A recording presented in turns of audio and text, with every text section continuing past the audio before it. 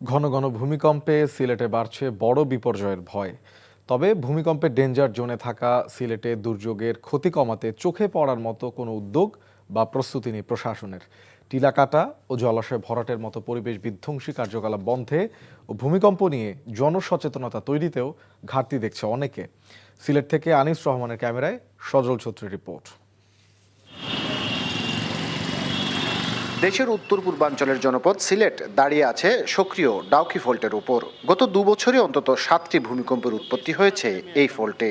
এছাড়া বাংলাদেশের চারপাশে ভূমিকম্পের উৎপত্তিস্থল হিসেবে চিহ্নিত প্লেট বাউন্ডারি 2 ও 3 সিলেটকে ফেলেছে ভূমিকম্পের রেড জোনে। সবশেষ 11 ডিসেম্বর ভোর রাতে 5 মিনিটের ব্যবধানে দুবার ভূকম্পন হয় সিলেটে। কম্পন দুটির উৎপত্তিস্থল ছিল সিলেটের বিয়ানীবাজার ও মৌলভীবাজারের বড়লেখা। সাম্প্রতিক অনুভূত বেশ কয়েকটি ভূমিকম্পেরই উৎপত্তি হয়েছে সিলেটে। আমরা নিজেরাই আতঙ্কিত, শিশুরা তো আর একটু বেশি আতঙ্কিত। রাইত হইলে ঘুম নাই, বুঝছেন কোন সময় কোনটা হইব। বাচ্চা কাচ্চারা সব সময় আতঙ্কের মধ্যে আছে। ঘন ঘন ভূমিকম্প আর পুরাতন ও জরাজীর্ণ ভবন বাড়াচ্ছে আতঙ্ক। দুর্যোগ মোকাবেলায় প্রশাসনের দুর্বল প্রস্তুতিতে অসন্তুষ্ট বিশেষজ্ঞরাও।